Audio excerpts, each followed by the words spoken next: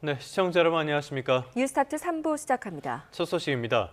이재명 대통령이 윤 전 대통령의 비상계엄 선포로 얼룩진 용산 대통령 시대를 마감하고 오늘부터 청와대에서 근무합니다. 국가 수반의 상징인 봉황기도 3년 7개월 만에 다시 청와대에 개항됐습니다. 강진원 기자의 보도입니다. 지난 2022년 5월 윤석열 전 대통령 취임 이후 용산 대통령실에 내걸렸던 봉황기가 아래로 내려옵니다. 같은 시각 청와대에선 국가 수반의 상징 깃발이 깃대를 타고 올라갑니다.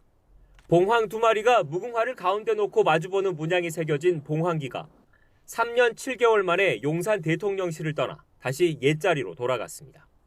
이재명 대통령도 오늘부턴 청와대에서 국정 현안을 살핍니다. 윤석열 전 대통령의 비상계엄 선포로 그림자가 드리워진 용산 집무실 시대가 이 대통령 취임 반년여 만에 공식적으로 종말을 고한 겁니다. 사적 야욕을 위해 헌정 질서를 파괴하고 심지어 전쟁까지 획책한 그 무도함은 반드시 심판받아야 합니다. 청와대 경내 이 대통령 집무실은 본관과 직원들의 업무 공간인 여민관 두 곳에 마련됐습니다. 이 대통령은 업무동과 500m가량 거리에 있어서 권위적이고 효율성이 떨어진다는 지적을 받는 본관보단 여민관에 주로 머물 것으로 전해졌습니다. 비서실장과 정책실장, 안보실장 등 핵심 참모들과 같은 여민 1관에서 근무하며 여러 현안을 수시로 논의할 거로 보입니다. 대신 역사성이 담긴 본관 2층의 집무실은 정상회담 등 공식 행사 때 사용한다는 구상입니다. 청와대는 이와 함께 주변 경호구역을 최소화해 시민 불편을 줄이고 생중계는 들려 국정운영 과정을 더욱 투명하게 공개하기로 했습니다. 청와대의 구중궁궐 오명을 벗겠다는 의미인데 윤석열 전 대통령 사례에서 보듯 집무 공간의 이동보단 국민을 섬기려는 최고 권력자의 마음이 더 중요하다는 지적입니다. YTN 강진원입니다. 보수 진영 출신인 이해운 전 의원이 이재명 정부의 초대 기획예산처 장관으로 발탁됐습니다.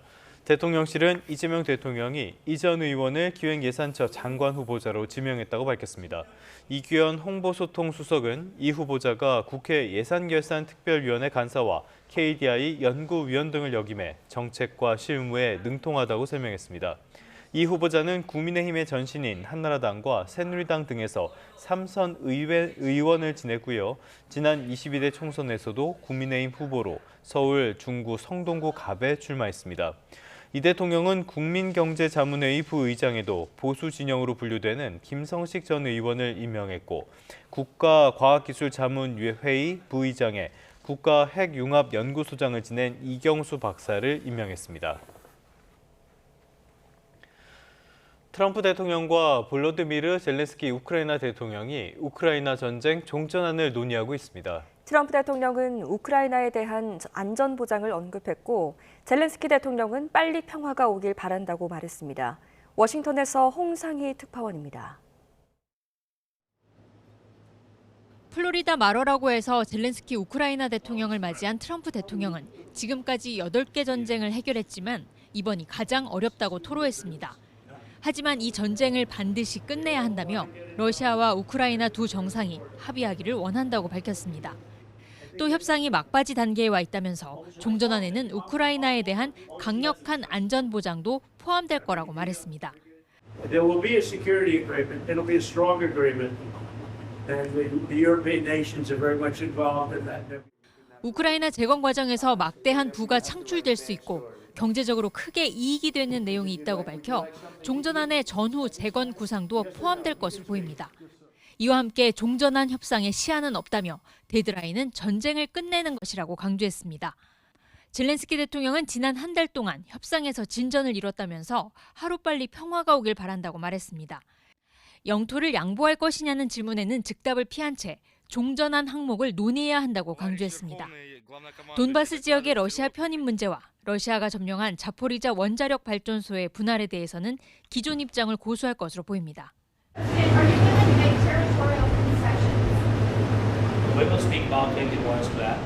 90% by the way was done by our two teams. I think they made a great job, great work, and yes, we will discuss these points also. 트럼프 대통령은 최근 러시아의 대규모 공격에 대해 우크라이나 역시 공격을 감행했다며 푸틴 러시아 대통령이 평화 협상에 매우 진지하다고 두둔했습니다. 워싱턴에서 YTN 홍상입니다.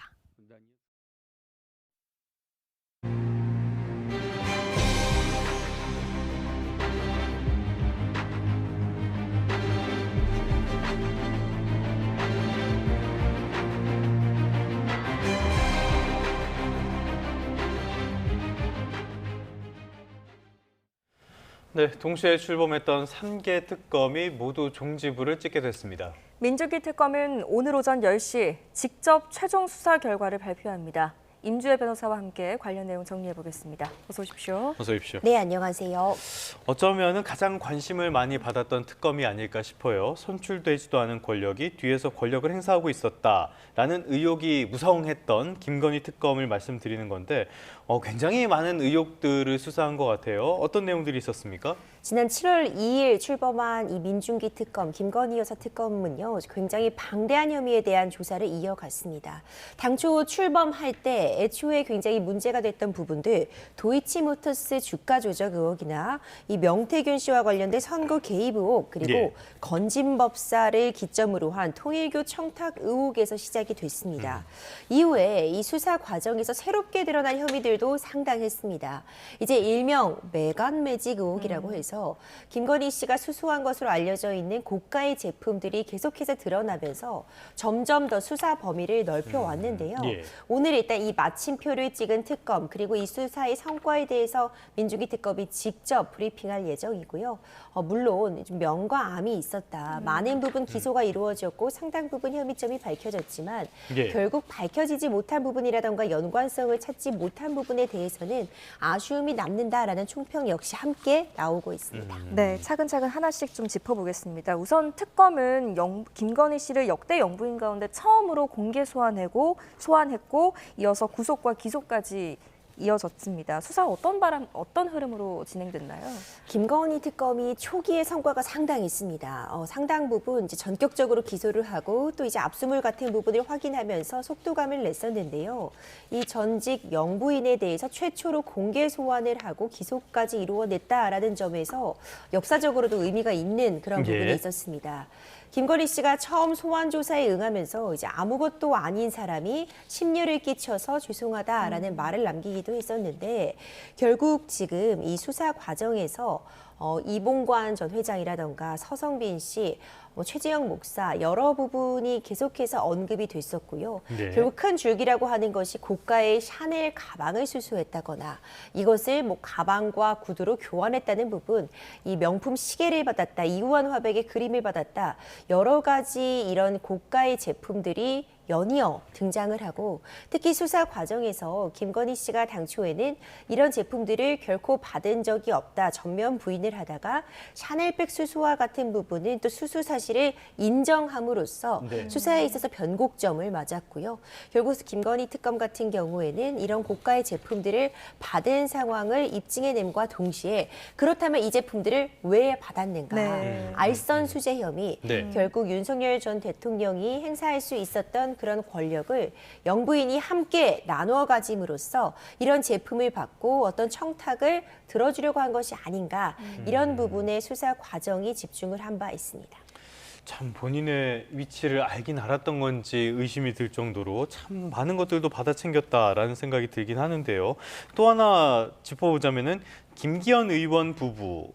김 여사에게 267만 원짜리 로저 비비의 클러치백을 제공했다라는 혐의를 받고 있는데요. 김기현 의원 부부가 이거를 김건희 씨에게 왜 준 겁니까? 그렇죠. 그 부분도 수사 쟁점이었습니다. 일단 청탁금지법에 따라서 김기현 의원 부부 모두 불구속 상태에서 기소가 되는 것으로 좀 정리가 되고 있는 그런 상황인데요. 네. 이 로저 비비의 가방 역시도 청탁금지법에서 금지되는 물품, 그러니까 100만 원을 초과하는 물품 같은 경우에는 대가성이 있는지 이것을 왜 주었는지 왜 받았는지 여부와 관계없이 처벌하도록 하고 있는 규정이 있습니다. 예. 일단 이 가방 같은 경우에는 당시에 김기현 의원이 어떤 이 당대표에 출마하고 있는 그런 상황들 이런 부분들을 고려했을 때 그 대가성을 띠고 있는 것이 아니냐라는 그런 의심을 받고 있는 상황이었는데요. 예. 일단 특검 측에서는 대가성 여부와 상관없이 이런 고가의 제품을 주고받은 것 자체가 문제다라는 아. 점을 근거로 해서 청탁금지법 위반을 문제 삼고 있고요. 김기현 의원의 부인이 이 제품을 구입하였지만 결국 그 자금의 출처는 김기현 의원이었고 이것을 전달한 주체, 누가 김건희 여사에게 전달했는가 부분과 관련해서도 김기현 의원이 직접 이것을 순방을 마치고 돌아온 윤석열 전 대통령 부부에게 전달한 것이 아닌가라는 의심을 받고 있는 상황이기 때문에 일단 청탁금지법 위반 혐의로 기소가 된 상황입니다. 네. 당시에 보면은 김기현 의원은 유력 후보는 아니었는데 윤 전 대통령 그리고 친윤의 노골적인 지원 속에서 승리를 했으니까요. 이런 쪽과의 연관성도 들여다보고 있는 것 같습니다. 특검은 김건희 씨를 대통령의 배우자로만 본 게 아니라 국정 운영에 직간접적으로 관여했다라고 봤어요. 이 근거는 어떤 겁니까? 뭐 일명 V0, 그러니까 네. VIP 중에서도 오히려 더 최고다. 앞번호, 네, 예. 0번이다라는 그런 이야기가 나왔다라는 특검 측의 이야기도 있었죠. 그러니까 결국 특검 측의 수사 과정에서 근거가 될 만한 지점은 그러니까 김건희 여사는 공무원은 아닙니다. 결국 윤석열 전 대통령이 공무원의 신분을 갖고 있는 네네. 것이고 이런 청탁을 들어줄 수 있는 위치도 윤석열 전 대통령이지 사실상 전 대통령의 배우자가 이런 청탁을 들어줄 수 있는 위치가 이 법적으로 보자면 아니다라고 평가할 수 있는데 특검 측에서는 사실상 영향력을 막대하게 행사하고 있었다라는 점을 근거로 해서요. 여러 가지 특혜를 줄 수 있는 위치였기 때문에 이런 고가의 제품들을 수수할 수 있었으며 실제로 이런 청탁들이 들어진 바도 있었다라는 취지로 지금 주장을 하고 있습니다. 예. 특히 통일교와 관련해서 이런 금품들을 받은 부분은 결국 통일교가 제시했던 그런 청탁들, 여러 가지 그런 제안들을 실제로 들어줄 수 있는 위치에 있었기 때문에 이런 금품도 제공되었을 것이다라는 것이 특검 측의 주장이고요. 과연 오늘 이런 부분들에 대해서 어떻게 특검 측이 최종적으로 정리를 할 것인가. 이 영부인이라는 위치를 사적으로 활용했다는 측면을 오늘 특검에서 다시 한번 정리하고 정의하는 시간을 가질 것 같은데 예. 그 부분도 오늘 브리핑에 있어서 관전 포인트가 되리라고 봅니다. 네, 알겠습니다. 자, 이 지점에서 또 기존의 검찰 수사와 특검 수사의 그 차이도 부각이 되고 있는데요. 검찰이 무혐의로 결론냈던 사건들, 예를 들자면 도이치모터스 주가 조작 사건, 그리고 디올백 수수 사건, 이런 것들은 특검은 기소를 했잖아요. 어떤 차이가 있었다고 보십니까? 그렇죠. 이 부분도 도이치모터스 주가 조작이나 디올백 수수가 이전에는 죄가 아니었다가 특검 예. 측은 전격적으로 기소를 했던 사안이기 때문에 관심을 받게 됩니다. 이 도이치모터스 주가 조작 의혹 같은 경우에는요. 일단 관련자들은 대법원에서까지 모두 처벌이 된 상황이었습니다. 네. 다만 쟁점은 김건희 여사의 계좌 역시도 도이치모터스 주가 조작 의혹에 가담된 계좌로 여러 차례 언급이 되었는데 김건희 여사가 이 사실을 알았는가? 그러니까 도이치모터스 주가 조작이 있는 사안이라는 걸 본인도 알고 이 계좌를 빌려준 것이냐, 투자를 예. 한 것이냐가 쟁점이었습니다. 당초에는 김건희 씨는 관여한 바가 없다. 그래서 무혐의 처분이 내려졌지만 특검 측이 추사로 수사하는 과정에서 김건희 씨가 이 증권회사 직원과 통화한 내용, 그 통화 녹취가 추가로 확인이 되면서 사건이 전환점을 맞았습니다. 그 통화 녹취록에 따르면 김건희 씨도 이 주가 조작과 관련된 부분을 충분히 인지할 수 있었다는 상황. 예, 예. 이와 맞물려서 굉장히 높은 수수료를 계좌를 빌려줌으로써 이 상대방에게 전달했다는 부분 자체가 이 높은 수수료를 준다는 것이 이것이 어떤 주가 조작과 가담되었다는 부분을 인지하고 있었기 때문에 가능했던 것이다 라는 부분들이 더해지면서 이 사전에 인지했다라는 부분에 힘을 실으면서 기소까지 이루어지게 됐고요. 예. 디올백 수수 같은 경우에도 당초에는 청탁금지법상 이 공직자의 배우자에 대해서 처벌하는 규정이 청탁금지법엔 없었고 네. 그리고 이 뇌물과 관련해서도 이것이 어떤 대가성을 띠고 있다고 보기는 어렵다라는 측면에서 무혐의 처분이 내려졌다가 특검 측은 다른 이제 제품들과 함께 이 역시도 충분히 문제될 수 있다는 판단을 하면서 기소로까지 이어졌던 이전의 수사와는 다른 결론을 내렸던 부분으로도 주목할 만한 지점입니다. 알겠습니다. 이 부분은 기소 이후에 어떤 판결이 나올지도 주목해서 볼 필요가 있어 보이고요. 삼부토건 주가 조작이나 양평고속도로 개발 특혜 의혹, 또 김예성 씨의 집사 게이트, 이런 부분에 있어서는 김 여사랑 연관성은 아직까지 규명되진 않은 거죠. 그렇죠. 이런 부분도 특검 측에서 이제 조사를 하다가 인지된 새로운 사건으로서 예, 예. 다시 조사가 시작됐던 굉장히 중요한 굵직굵직한 사건들이었는데요. 김건희 씨와의 연관점을 찾지는 못했습니다. 일명 이제 집사 게이트라고 불렸던 김혜성 씨 관련된 부분도 대표적이라고 평가가 되는데 이 김혜성 씨 같은 경우에는 당초 김건희 여사와의 친분 관계를 이용해서 대기업으로부터 대규모 180억 원 규모의 투자를 받았다라는 것이 알려지면서 굉장히 화제가 됐습니다. 도피 생활을 이어가다가 결국 이제 구속이 된 상황이었는데 이런 막대한 투자금을 유치하고 본인이 개인적으로 횡령한 부분에 대해서는 기소가 이루어졌고 이에 대해서 8년이라는 구형까지 내려져서 지금 1심 판단을 기다리고 있는 상황인데요. 네. 다만 이 사안과 김건희 여사의 어떤 연관점, 김건희 여사가 실제로 이런 투자금을 유치하는데 영향력을 끼쳤는지의 부분은 입증이 되지 못했습니다. 이 부분은 기소 관련한 부분에서 제외가 되었고 이 양평 고속도로 개발 특혜 의혹과 관련해서도 김건희 여사가 개입하였는지 여부에 대해서는 확인이 되지 못하였고 이 삼부토건 주가 조작 의혹도 마찬가지입니다. 이런 부분은 특검 측에서 당초 이 초기에는 굉장히 속도감 있게 그리고 입증을 자신했던 부분이었는데 결과적으로 이 결과표만 놓고 보자면 김건희 여사가 개입했다는 그렇네요. 정황은 예. 확인되지 못했다는 점에서 아쉬움이 남는다는 총평 역시 나오고 있습니다. 네, 어쩌면 김건희 특검의 뼈아픈 한계점이라고도 할 수 있겠는데요. 그럼에도 불구하고 이번 특검은 대규모 기소라는 평가를 결과를 남겼습니다. 김건희 특검은 180일간의 수사 끝에 모두 66명을 기소하는 결과를 냈는데 이게 숫자가 어떤 의미를 갖습니까? 상당하죠. 네. 김건희 특검은 사실상 김건희 여사 본인에 대한 수사에서 시작을 했는데 너무나도 많은 인원들이 추가적으로 함께 문제가 됐습니다. 구속 기소된 인물들만 해도 20여 명이고요. 불구속 상태에서 재판에 넘겨진 사람도 46명입니다.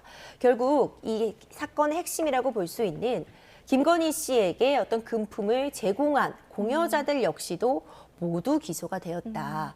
관련해서 정말 전방위적인 수사가 이루어졌다라고 볼 수 있고 대표적인 인물을 꼽아보자면 이 건진법사로 불리는 전성배 씨가 김건희 씨와 이런 다른 이 금품을 제공한 사람들을 연결한 다리 역할을 했기 때문에 기소가 되어서 지금 재판을 받고 있고요. 통일교 전 간부 윤 전 본부장 역시도 지금 이 김건희 사태에서 시작이 되어서 지금 구속 상태에서 지금 재판을 받고 있는 상황입니다. 결국 이번 사건 같은 경우에는 김건희 여사를 정점으로 해서 금품을 제공한 그 당사자들 모두 함께 재판을 받고 있는 상황이고 재판 결과는 아직 나오지 않았기 때문에 최종적으로 과연 내년에 있을 이제 줄줄이 재판이 결과가 1심이 선고가 될 텐데 어떤 형량이 내려질지 역시 여전히 관심을 받고 있습니다. 알겠습니다. 여기까지 말씀을 들어오면은 이 김건희 특검이 출범 이후에 상당한 성과를 달성하긴 달성했다라고도 볼 수가 있겠는데요. 앞서서 말씀해 주신 것처럼 명과 암이 있었으니까 이번에 암 쪽을 한번 보도록 하겠습니다. 편파, 강압 수사 논란이 있었는데요. 먼저 경비 양평군 공무원이 피의자 조사를 받은 뒤에 스스로 목숨을 끊는 불상사도 있었어요. 그렇죠. 이 부분은 참 뼈아픕니다. 이제 이런 부분은 강압 수사 논란에 불을 지폈던 부분이기도 하고요. 이 결국 이 양평 공흥지구 특혜 의혹과 관련해서 최종적으로 아직까지는 김건희 여사와의 어떤 뚜렷한 또 연관점은 찾지 못했기 때문에 이 부분이 너무 무리한 수사가 아니었느냐라는 비판은 충분히 가능해 보입니다. 물론 특검 측에서는 강압 수사는 없었다라는 점을 다시 한번 강조하고는 있지만 이 부분은 분명히 암으로 기록될 그런 측면이 아닌가 싶고요. 편파 수사 부분도 지금 이야기가 나오고 있습니다. 특히 김건희 특검의 이제 막바지에 정말 화제가 되었던 측면, 이 통일교와 관련된 부분에서 민주당 의사들에게도 이 통일교 측에서 금품을 제공한 정황을 이미 여름에 인지했음에도 불구하고 이를 제대로 수사를 하지 않고 만약 이것이 특검에서 수사할 부분이 아니라고 한다면은 이첩을 했었어야 되는데 그렇죠. 이 부분도 빠르게 이루어지지 못한 측면은 아쉬움으로 충분히 지적될 만한 것 같습니다. 물론 지금 굉장히 속도감 있게 예. 민주당 인사들에 대한 이 통일교의 금품이 전달됐는지 여부도 수사가 개시가 되어서 압수수색 등 속도감 있게 수사가 진행되고 있지만 특검에서는 이제 권성동 의원에 대해서는 전격적으로 구속을 하고 그렇죠. 기소가 이루어지고 지금 내년 1월 1심 판단을 앞두고 있는데 이 부분은 일명 이제 한쪽에 대해서는 봐주기 수사를 한 것이 아니냐라는 의혹이 제기되었기 때문에 좀 이 부분에 대한 어떤 해명도 오늘 있을 브리핑에 좀 포함이 되어 있다면 좀 좋지 않을까 저는 네. 생각을 하고 있습니다. 네. 당장 그렇기 때문에 공소시효부터 문제가 된 상황이기 때문에요. 이런 부분에 대한 해명은 있어야 될 것 같은데 특검 측의 설명은 인지는 했지만은 뭐 권한이라든지 시일이라든지 여러 가지 현실적인 한계가 있었다 이렇게 설명을 하고 있잖아요. 납득할 수 있는 설명입니까? 그렇죠. 특검 측이 모든 사건에 대해서 수사를 할 수 있는 것은 아니었습니다. 하지만 이 특검법의 조항에 보면은요, 수사를 하다가 인지한 새로운 사안에 대해서는 또 수사를 할 수 있다고 본인의 수사권을 넓혀놓은 측면이 네. 있었습니다. 이제 그런 부분들을 기초로 해서 뭐 삼부토건 주가 조작 의혹이나 이후에 뭐 이후한 화백 그림 같은 부분들 특검이 새롭게 인지하고 수사를 했던 측면도 있거든요. 이제 그런 부분들을 보자면 이 조항이 굉장히 포괄적이고 넓게 해석될 여지가 있다고 해도 이렇게 문제가 제기될 만한 의혹이 제기될 만한 부분이 있었다면 사전에 이런 부분들을 미리미리 잘 알리고 이첩을 논의했으면 좋지 않을까 하는 아쉬움이 남는 건 사실입니다. 예. 특히 앞서 언급해 주신 것처럼 정치자금법 위반 같은 경우에는 공소시효 문제가 있기 때문에 네. 이것이 빠르게 수사가 진행되지 못하면 수사 결과가 나와도 처벌하지 못할 그런 그렇죠. 위험성도 갖고 예. 있었기 때문에 이 부분은 이제 지적이 좀 적절한 것이 아닌가, 좀 뼈아픈 부분이 있다는 생각은 들고요. 네. 다만 수사가 현재 진행되고 있기 때문에 최종적인 결과를 좀 기다려볼 측면이 있습니다. 네. 자, 특검은 외부 비판뿐 아니라 내부적인 어려움도 겪었었는데요. 특검팀 내부 논란과 또 검찰 조직의 분위기는 어땠다고 평가하십니까? 그렇죠. 검찰이 사실 뒤숭숭하다라는 평가가 나올 수밖에 없었습니다. 뭐 수사권 조정부터 해서 계속해서 검찰이 연이어 좀 논란이 있는 상황이었는데 네. 뭐 검찰청 폐지와 맞물려서 또 특검은 또 특검 나름대로 수사를 하고 있고 이 과정에서 검찰 내부적으로도 상당 부분 내용이 진행됐던 것도 사실인 것 같습니다. 하지만 일단 진행된 이 특검이 출범한 이상 수사는 제대로 진행이 돼야 되는 측면이 있었고요.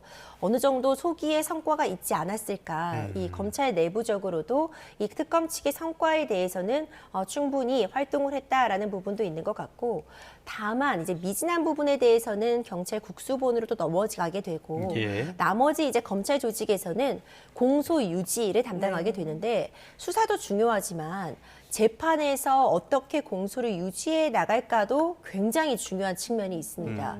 결국 수사에서 끝날 것이 아니라 그것이 법적으로 평가를 받는 건 재판에서 평가를 받는 것이기 때문에 네. 기소에서 끝나는 부분이 아니고요. 결국 이제 검찰 측에서는 어떻게 공소 유지를 잘 해나가고 재판을 잘 예. 이끌어 갈지 그 그렇죠. 부분에 대한 고민이 남아있다라는 평가 가능해 보입니다. 알겠습니다. 항상 특검 수사가 마무리되면 그 부분이 관건이 되는 것 같습니다. 자, 하나 더 살펴보자면요. 그렇기 때문에 통일교 특검에 대한 이야기가 나오고 있고요. 거부하던 여당은 최근에 이거를 전격적으로 수용을 하기로 했습니다. 그런데 역시 수사 대상이라든지 특검 추천 방식을 두고는 전혀 접점이 찾지 않는 것 같아요. 지금 상황 어떻게 보고 계십니까? 그렇죠. 통일교가 지금 여야 할 것 없이 일명 정재계 인사들에게 금품을 제공한 것 아니냐라는 의혹이 불거지면서요.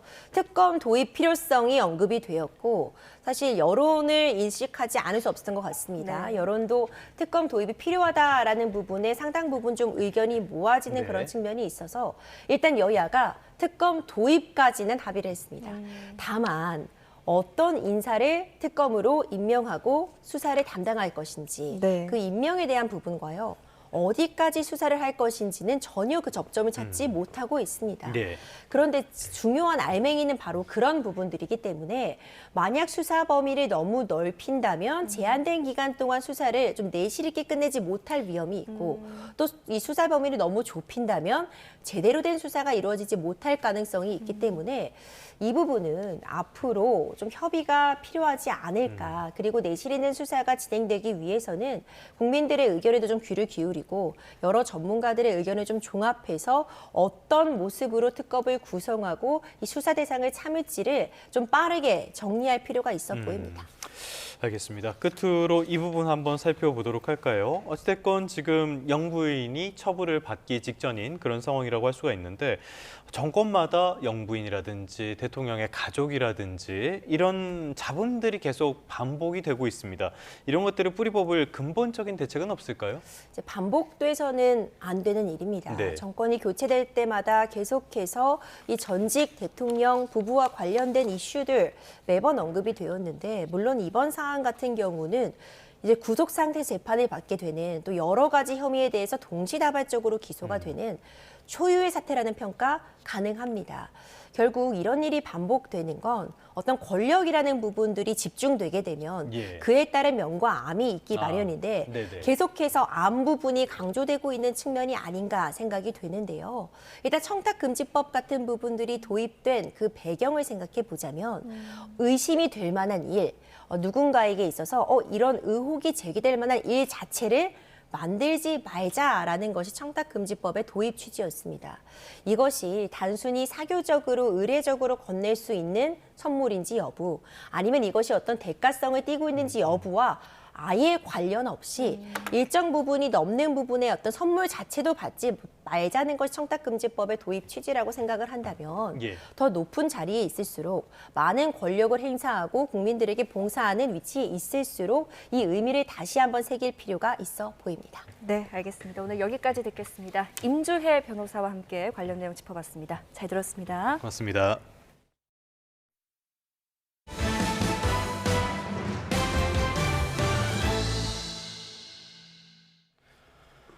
네, 끝으로 출근길 날씨 살펴보겠습니다. YTN 야외 스튜디오 연결합니다. 이혜민 캐스터.